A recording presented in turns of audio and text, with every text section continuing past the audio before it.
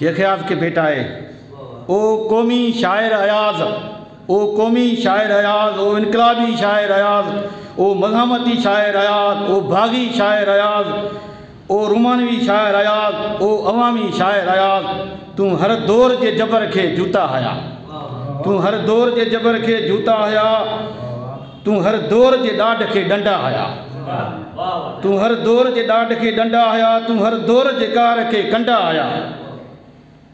तू धरती के दुश्मनन दहशत गर्दन के गीतन जूं गोलियों हयूं, तू धरती के दुश्मन दहशत गर्दन के गीतन जूं गोलियों हयूं। तू हर दौर के मकारन के बेतन जा बारूद हया,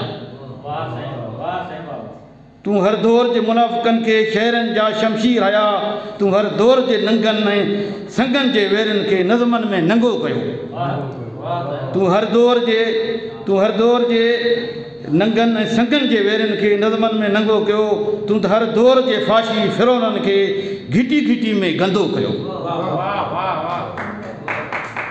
तू हर दौर के फाशी फिरौनन के घिटी घिटी में गंदो कयो। तू टोड़िया तोक गुलामी जा, तू टोड़िया टोक गुलामी जा, तू गाता गीत बगावत जा, तू गाता वतन जी आज़ादी जा, तू गाता इनकलाब जी आजपाई जा। तू राजाउन जे राज के, तू राजाउन जे राजशाही के रोले छॾियो, तू राजाउन जे राजशाही के रोले छॾियो। तू बादशाहन जी बादशाही के बाहि ॾेई ॿारण करे ॿारे छॾियो।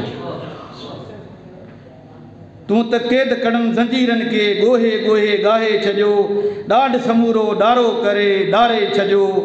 तो लायत काबो क़िबलो सिंध हुई, तो लायत काबो क़िबलो सिंध हुई, तो लायत दीन धर्म धरती ही। पर हाणे सरकारी माण्हू, पर हाणे सरकारी माण्हू, दरबारी माण्हू, वेकाऊ ऐं वापारी माण्हू, मौक़े परस्त मकारी माण्हू तुंहिंजा वारिस वाली बणिजी, जूठा जोगी झाली बणिजी, मुजावर मेलाई बणिजी, बुखिया तुंहिंजा वारिस वाली बणिजी, जूठा जोगी झाली बणिजी, मुजावर मेलाई बणिजी। नकुली नमाइश मच मचाए, सोच लिकाए, सच लिकाए, फिक्र लिकाए, हक़ लिकाए, रुगो नचनि था, रुगो डपनि था। बड़बड़ करे बकन था, बड़बड़ करे बकन था, जाम पी पो झूमिन था, झुमिल जमाला गायन था।